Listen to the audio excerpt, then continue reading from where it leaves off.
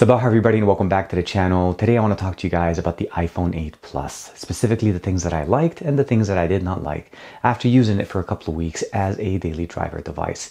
The device is definitely built solid. It has a lot of great features, but as you may know, I am mostly an Android user and I use iPhone as a daily driver for my work. So the device serves different purposes for me, but overall, even using it as a work daily driver, it still had some things that I felt like I should share with you guys. So let's go ahead and dive in this mini review.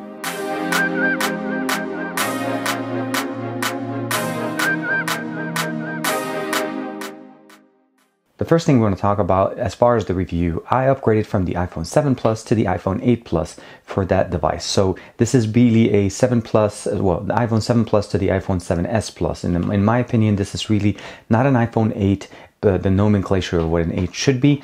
This is an iPhone 7s Plus, essentially a few feature upgraded, same form factor, same design as the 7 Plus. And I did another video for you guys showing you what are the similarities between this and the 7s Plus or the 7 Plus. So let's not waste there any more time. The main benefits of when you get an iPhone 8 Plus is that you're looking at a 5.5-inch 1080p display. It has True Tone. This is the Retina display that Apple has had for a while. So the bigger the two, the iPhone 8 gets the 720p, iPhone 8 Plus gets the 1080p.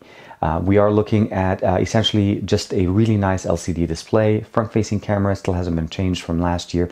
We still have the same fingerprint sensor. Touch ID is present here. We have a power button, antenna band, and the SIM tray here on the right side, and another antenna band on the bottom. On the back, we're greeted with the nice new glass back, and that's one of the main changes from last year, and I enjoyed this. Having wireless charging on our new iPhone 8 Plus is definitely a welcome, needed feature that we've been waiting for many years. Not fast charging, it's not going to be the one thing that you're going to be using all the time, but it's nice to have, and the reason I say this is because if you ever have wireless chargers, especially if you're an Android user, you're definitely going to be appreciating being able to drop this on any cheap standard charger and be able to use it. Now on the back, we still have the wide angle lens and the telephoto lens, the paired 12 megapixel sensors in the back at an f1.8 and f2.8. Really nice cameras, very solid cameras, one microphone and dual tone LED flash. On the left side of the device, we have the notification toggle on and off, volume rocker up and down, and the additional 2 antenna bands. On the top, nothing, it's pretty much clean. On the bottom, we have one more small features here. So we have the speaker on the right, a grill here for ventilation, and we also have the lightning adapter. This also does support stereo speakers, which is very, very nice. Let's go ahead and close those one more time. And what it does essentially is it uses the audio, the lows from the bottom fire-in speaker, and the highs, and the middles and highs a little bit here in the earpiece to emulate a stereo presentation, which is definitely nice. We've seen this first with HTC when they went away from boom sound from the 2 front-facing speakers.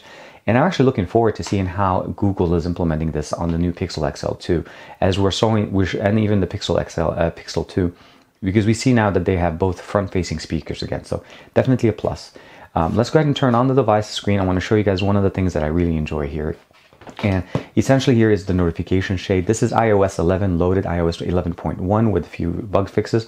On the left side, we have our little widgets here that we can actually update. On the right side, we have the camera.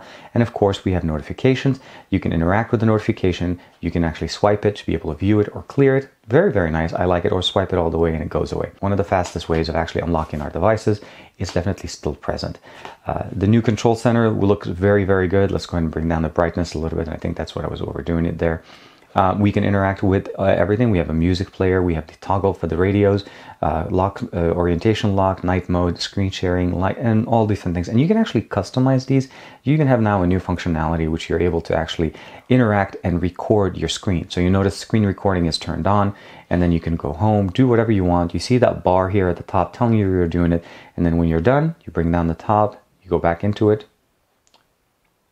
and then you're pretty much done. And it saves it into your gallery. Now, one of the things that I do enjoy about this is the fact that iOS 11 has a lot of new features, but one of the things that drives me crazy with iOS 11 is this.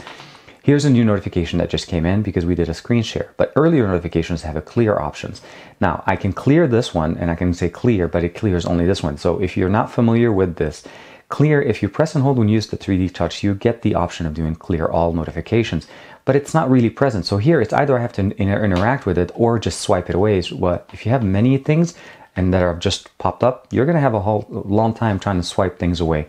But here's a little trick. Just press and hold on any of the clears, even if it's the older ones, and say clear all notifications, and all of them will go away. They've been updated again. All your notifications sit here. You get the same thing, the toggles at the top, as far as the widgets on the left, and then of course the camera on the right side.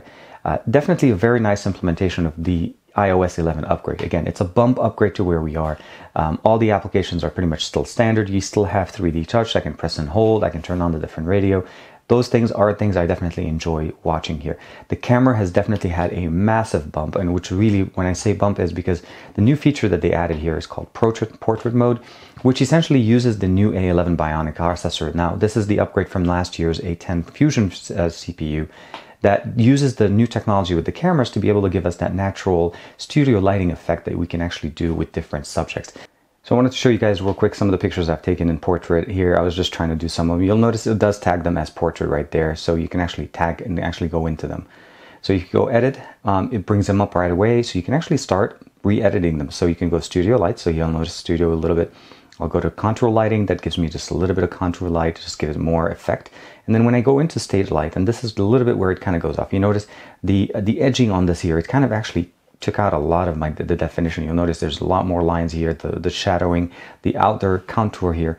But I'm not saying it's a bad picture. I'm just saying is that when we go into just deleting it, it just really highlighted it. And then of course, when I go black mono, it looks really, really nice.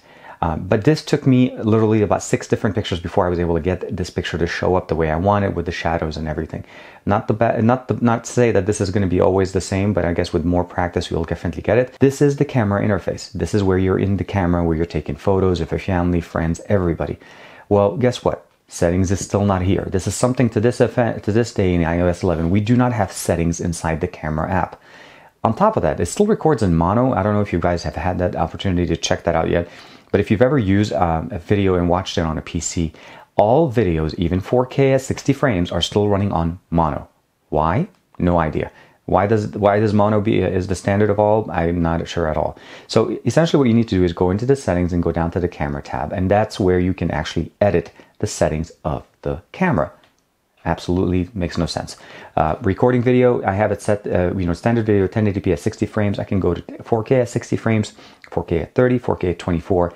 And again, extremely beautiful, buttery smooth, and very, very nice performance. And as far as slow motion, well, we can go up to 1080p at 240 frames per second, which is exactly the way I love taking videos. And I've done a video, I'll give you guys a link in the description below. iOS 11 still been getting more and more in updates. I find that one of the other things that I realized is that the crackling did go away with the latest update that we received, but that was part of the things that, it just looks like it's unfinished.